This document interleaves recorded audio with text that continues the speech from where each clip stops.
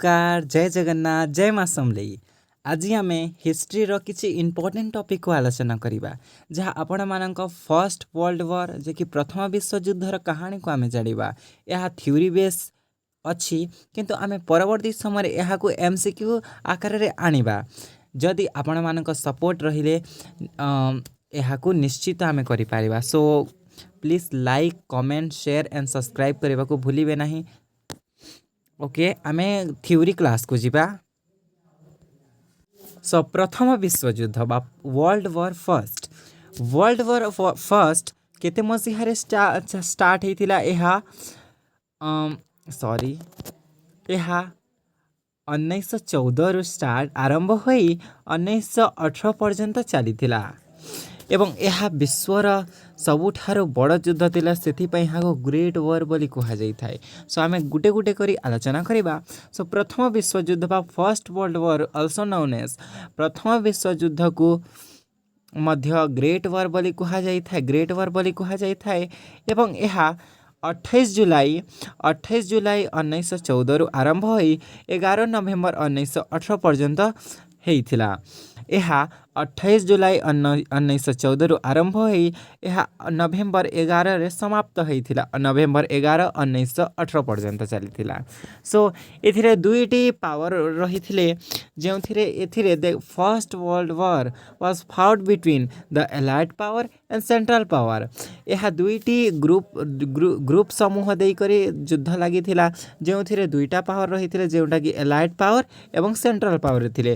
सो किए थिले allied power थिले फ्रांस रशिया ब्रिटेन एवं अन्यान्य जे कि इटाली मध्य प्रथमे तो इटाली सेंट्रल पावर थिला किंतु परवर्ती समय से एलाइड पावर को जॉइन होता मतलब इटाली 1915 मसीहारे जोग देइथिला मतलब आसीथिला। Then united state of America यह 1917 रे जोग देइथिला एवं सेंट्रल पावर थिले जर्मनी ऑस्ट्रिया हंगेरी बुल्गारिया एवं ऑटोमन एम्पायर थिले। Germany Austria Hungary Bulgaria Ottoman empire जे कि ट्रिपल अलायंस गठन करिथिले एवं 1870 रु 1890 मसीहारे मध्यरे जर्मनी चांसलर थिले ऑटोमन बिस्मार्क थिले चांसलर केते मसीहारे 1870 रु लेकरी 1890 पर्यंत से थिले चांसलर। सो पिले सीदान वार को देखिबा आमे। सीदान वार कहा मध्य रही फ्रांस एवं जर्मनी मध्य रही।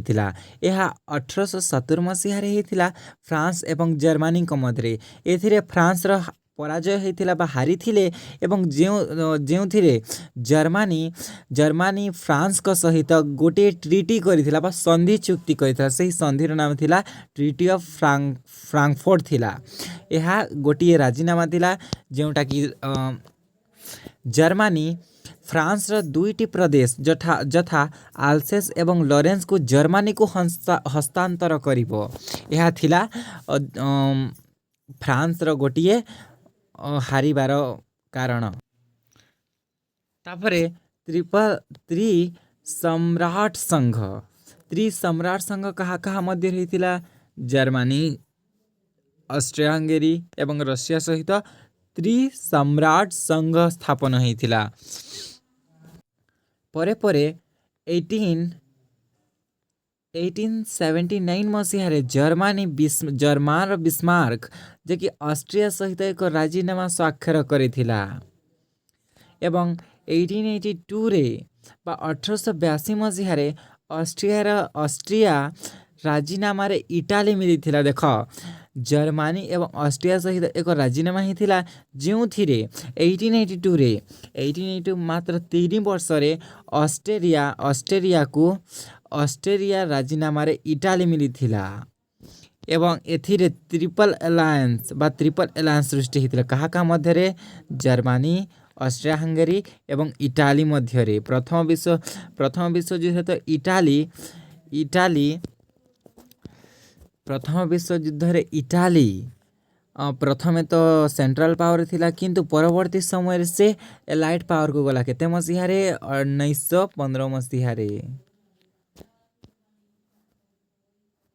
सो देख ବିସ୍ମାର୍କ ପରେ ପ୍ରଥମ ବିଶ୍ୱଯୁଦ୍ଧ ସମୟରେ ଜର୍ମାନୀର ଚାନ୍ସେଲର ହେଇଥିଲେ କାଇଜର ୱିଲିୟମ ସେକେଣ୍ଡ ବା କାଇଜର ସେକେଣ୍ଡ ୱିଲିୟମ କହିପାରିବ।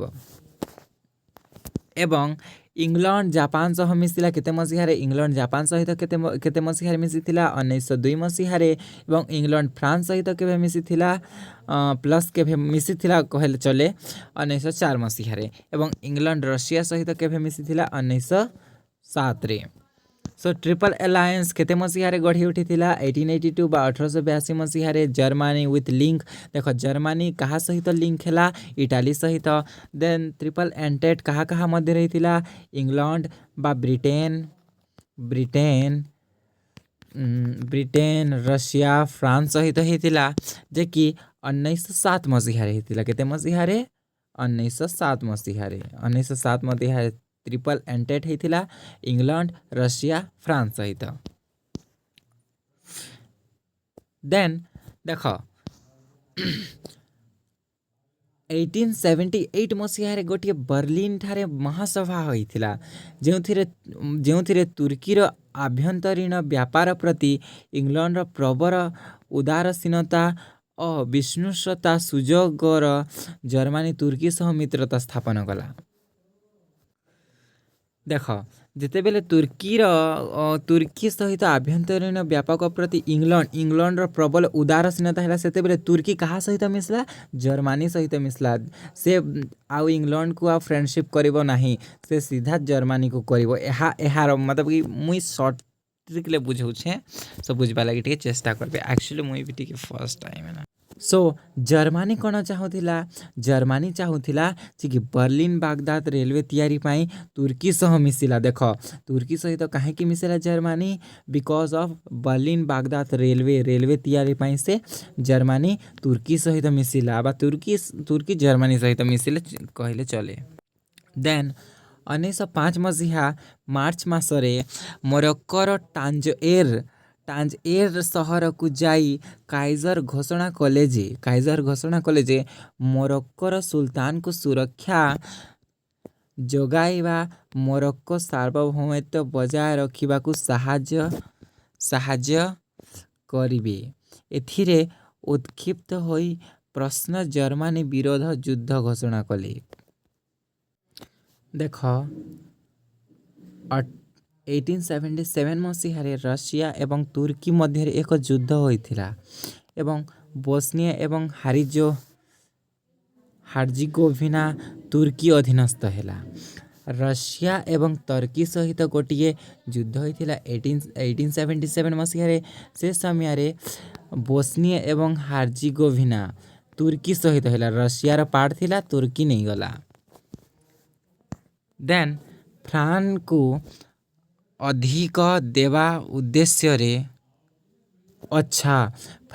ଧମକ ଦେବା ଉଦ୍ଦେଶ୍ୟରେ ଜର୍ମାନୀ କାଇଜର ମୋରୋକୋର ଆଗାମୀ ବନ୍ଧକୁ ପାନ୍ଥର ନାମକ ଏକ ଯୁଦ୍ଧ ଜାହାଜ ପଠାଇଲା।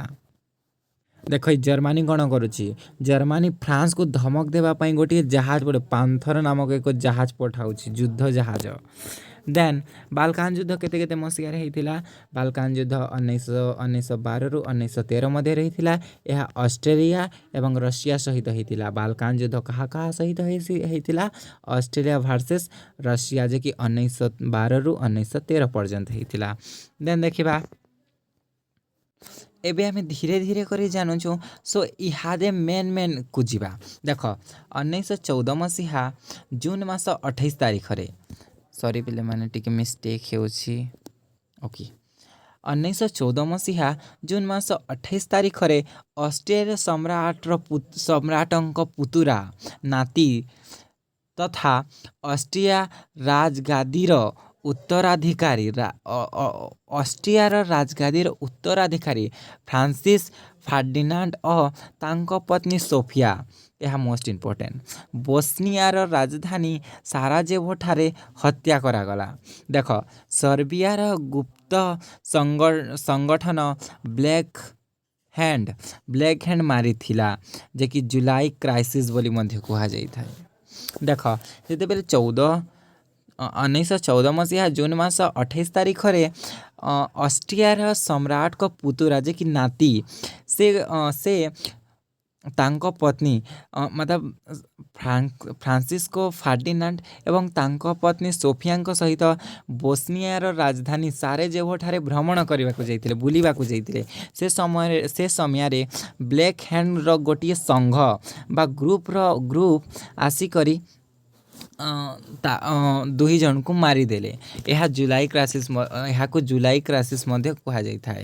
ଦେନ୍ 1914 ମାସ 23 ତାରିଖରେ ଅଷ୍ଟ୍ରିଆ 10ଟି ସର୍ତ୍ତ ସମ୍ମିଳିତ ଏକ ଚରମ ପତ୍ର 48 ଘଣ୍ଟା ମଧ୍ୟରେ ଗ୍ରହଣ କରିବାକୁ ସର୍ବିଆକୁ ପଠାଇଲା। ଦେଖ, ସର୍ବିଆ ଅଷ୍ଟ୍ରେଲିଆ ରାଜାର ପୁତୁରାକୁ ମାରିଛି। ସୋ ଅଷ୍ଟ୍ରେଲିଆ 10ଟି ରାଜିନାମା ପଠାଉଛି, ଯେନ୍ତାକି ସର୍ବିଆକୁ ମାନିବାକୁ ପଡ଼ିବ। ଲେକିନ୍ ସର୍ବିଆ ଗୋଟିଏ ଛୋଟ ଦେଶ, କିନ୍ତୁ ସେ ହାର ମାନିଲା ନାହିଁ। ସେ କ'ଣ କରୁଛି ଏବେ ଧୀରେ ଧୀରେ କରି ଜାଣିବା। ଦେଖ, 1914 ଜୁଲାଇ 28ରେ ଅଷ୍ଟ୍ରେଲିଆ ବୋସ୍ନିଆ ଉପରେ ଆକ୍ରମଣ କରି ସର୍ବିଆ ବିରୋଧରେ ଯୁଦ୍ଧ ଘୋଷଣା କଲା। 1914 ମସିହା ଜୁଲାଇ 28 ତାରିଖରେ ଅଷ୍ଟ୍ରେଲିଆ ସର୍ବିଆକୁ ଆକ୍ରମଣ କଲା ଏବଂ ସର୍ବିଆ ବିରୋଧରେ ଯୁଦ୍ଧ ଘୋଷଣା କଲା। କିଏ? ଅଷ୍ଟ୍ରେଲିଆ ପ୍ରଥମ କାହା ଉପରେ ଆକ୍ରମଣ କଲା? ସର୍ବିଆ ଉପରେ ଆକ୍ରମଣ କଲା। କେତେ ମସିହାରେ?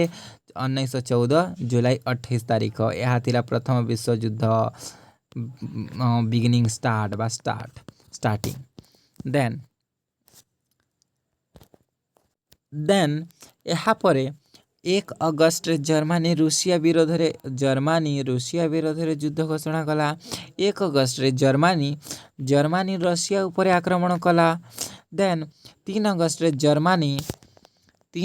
ତିନ ଅଗଷ୍ଟରେ କ'ଣ ହେଲା? ଜର୍ମାନୀ ଫ୍ରାନ୍ସ ବିରୋଧରେ ଯୁଦ୍ଧ କଲା। ଦେଖ, ଏଇଟା ହେଉଛି ବୋସ୍ନିଆକୁ ଆଟାକ୍ କରିଛି ଅଷ୍ଟ୍ରେଲିଆ। ଦେନ୍ ଅଷ୍ଟ୍ରିଆକୁ ବଚାଉଛି ଜର୍ମାନୀକୁ ବଚାଉଛି। ଜର୍ମାନୀ ପରେ ଆସିବ ଅଷ୍ଟ୍ରିଆ ହଙ୍ଗେରୀ ଅଟୋମାନ ଏମ୍ପାୟାର କିଛି କାଣା, କିନ୍ତୁ ବୋସ୍ନିଆକୁ ବଚାଉଛି ରଷିଆକୁ ବଚାଉଛି ବ୍ରିଟେନକୁ, ଏମିତି ହେଇକରି ଚାଲିଛି ପ୍ରଥମ ବିଶ୍ୱଯୁଦ୍ଧ। ଏଥିରେ 32ଟି ଦେଶ ଅଂଶଗ୍ରହଣ କରିଥିଲେ। ସେଣ୍ଟ୍ରାଲ ପାୱାରରେ ଥିଲେ ଜର୍ମାନୀ, ଅଷ୍ଟ୍ରିଆ, ତର୍କୀ ଏବଂ ବୁଲଗେରିଆ ଏବଂ ଅଟୋମାନ ଏମ୍ପାୟାର କହିଲେ ଚଲେ। ଦେନ୍ ଏଲାଇଟ୍ ପାୱାରରେ ଥିଲେ France, Serbia, England, Greece, Bulgaria, Portugal, Romania, Japan, China. ଏହା ମାନେ ଥିଲେ ଏଲାଇଟ୍ ପାୱାରରେ। ଆଉ ସେଣ୍ଟ୍ରାଲ ପାୱାର ଥିଲେ Germany, Austria, Turkey, Bulgaria, Ottoman empire, ଏମାନେ ସମସ୍ତେ ଥିଲେ। ଦେନ୍ ଇଟାଲୀ ଏଲାଇଟ୍ ପାୱାରରେ 1915 ମସିହାରେ ମିଶିଲା। ପହଲା ତ ସେ ସେଣ୍ଟ୍ରାଲ ପାୱାରରେ ଥିଲା। ଇଟାଲୀ ପ୍ରଥମତଃ ତ ସେଣ୍ଟ୍ରାଲ ପାୱାର ଥିଲା, କିନ୍ତୁ ପରବର୍ତ୍ତୀ ସମୟରେ ସେ ଏଲାଇଟ୍ ପାୱାର ସହିତ ମିଶିଲା। ଦେନ୍ ଆମେରିକା ମଧ୍ୟ 1917 ମସିହାରେ ଆମେରିକା ମଧ୍ୟ ପ୍ରଥମ ବିଶ୍ୱଯୁଦ୍ଧରେ ଯୋଗ ଦେଇଥିଲା। ବିକଜ ଜର୍ମାନୀ ଆମେରିକାର କିଛି ଜାହାଜକୁ ଆକ୍ରମଣ କରିଥିବାରୁ ଆମେରିକା ଯୋଗ ଦେଇଥିଲା ଏହି ପ୍ରଥମ ବିଶ୍ୱଯୁଦ୍ଧରେ। ଏବଂ ଆମେରିକା ଆସିଲେ କ'ଣ ହେବ ଆପଣମାନେ ତ ଜାଣିଛ ପିଲେ। ଦେନ୍ ଦେଖ, 1918 ମସିହା ନଭେମ୍ବର 9 ତାରିଖରେ କାଇଜର ୱିଲିୟମ ସେକେଣ୍ଡ ତାଙ୍କ ରାଜଗାଦି ତ୍ୟାଗ କଲେ ବା ଗାଦିଚ୍ୟୁତ ହୋଇଗଲେ।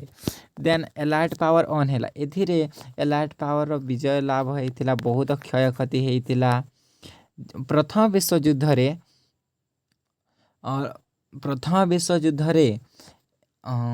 ରଷିଆର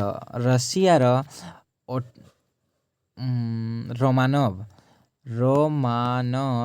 ଡାଇନେଷ୍ଟି ପୁରା ଧ୍ୱଂସ ହୋଇଯାଇଥିଲା ପିଲେ।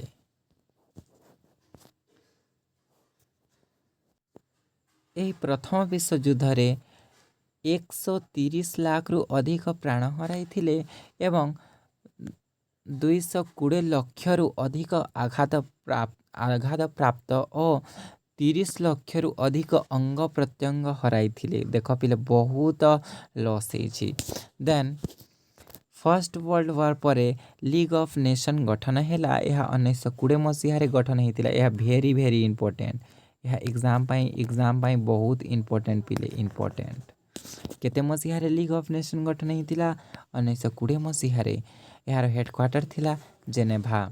प्रथम विश्वयुद्ध रे कौन प्रथम विश्वयुद्ध पर कौन गठन होता लीग ऑफ नेशन यह केते मसीहारे 1920 मसीहारे। देन फ्रांस रो प्राइम मिनिस्टर से समय किए थे क्लीमेंस्क्यू 1919 मसीहा से शांति सम्मिलनी डाकी थिले।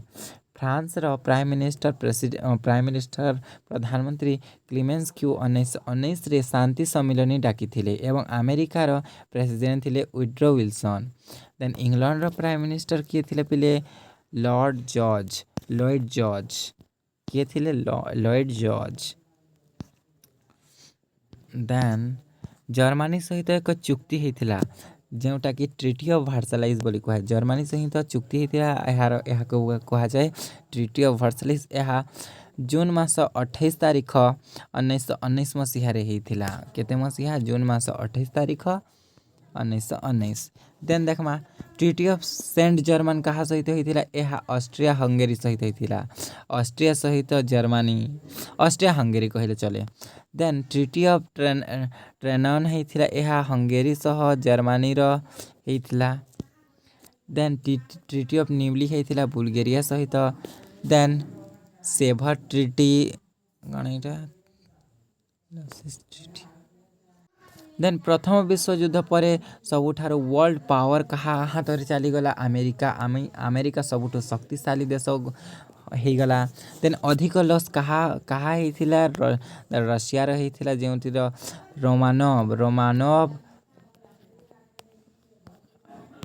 रोमानव डायनेस्टी पूरा ध्वंस हो जाता। Blank cheque Kaiser William played to support Austria Hungary को काइजर विलियम जे कि जर्मनी रो चांसलर ब्लैक चेक देइथिला जर्मनी को। ऑस्ट्रेलिया हंगेरी को जर्मनी ब्लैक चेक देइथिला जा तू युद्ध करिबु बोली। सेथि पई तो ऑस्ट्रिया हंगेरी साहस करी बुल्गेरिया को आक्रमण करा जहा द्वारा विभिन्न प्रकार क्षत विक्षत हो जाइथिला। देन बाल्कान लीग रे सर्बिया बुल्गेरिया ग्रीस मॉन्टेगिरो थिले। देन डुअल अलायंस कहा मध्य रही यह फ्रांस एवं रशिया सहित होता 1895 मसीह रही।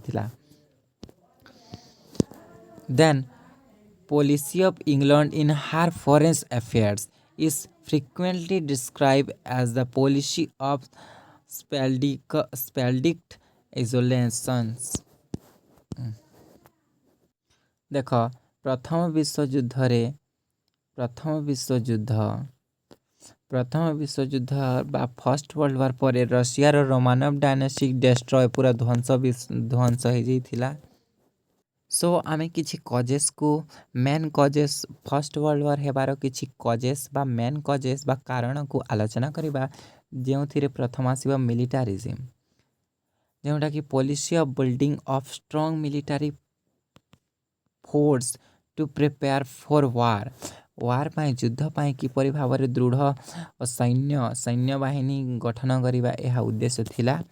देन अलायंसेस जे कि agreement between nation to aids and protest one another किछि देश अन्य देश को सहाय्य करिबा जहा द्वारा गुड फ्रेंडशिप बढ़िबो। Then nationalism pride in the devotion to one's country nationalism मध्य ग्रोथ होता। देन इंपेरियलिज्म साम्राज्यवाद निज निजर एरिया को समस्ते बढ़ाइबा को चाहूले जेनता कि जर्मनी निजर एरिया को एते भाव में बढ़ाइबा को चाहूथिबो मे बी। देन एते परिमाण रे एंता धीरे धीरे करी से भी लाइक जेते समय रे 1914 रु 1918 मसीह प्रथम विश्वयुद्ध होता से समय आम भारत रे इंग्रेज माने शासन करुथिले एवं अन्य कंट्री रे अन्य विभिन्न प्रकार किंतु इंग्लैंड रो विभिन्न प्रकार कॉलोनी थिला जहा द्वारा जर्मनी सह्यन होई से युद्ध करबा को चाहूथिले एवं विजय लाभ करबा को चाहूथिला। बेसिकली कहबा को गले से ट्रेड एंड कॉमर्स करबा को चाहूथिला जेते कॉलोनीज गुला को हासिल करबा को चाहूथिला। सेथि पई से प्रथम विश्व युद्ध करबा को मतलब स्टार्ट करिथिला से। सो यह थिला आपण मानक प्रथम विश्वयुद्ध जोटाकि 1914 रु 1914 जुलाई 28 रु आरंभ होई जुलाई 28 रु आरंभ होई 28 रु आरंभ होई 1918 नवेम्बर 11 पर्यंत चली। यह थिला आपण मानक प्रथम विश्वयुद्ध। यार किछि इंपोर्टेंट एमसीक्यू को मध्य आनी आसिबा। सो रहिलु आमे धन्यवाद।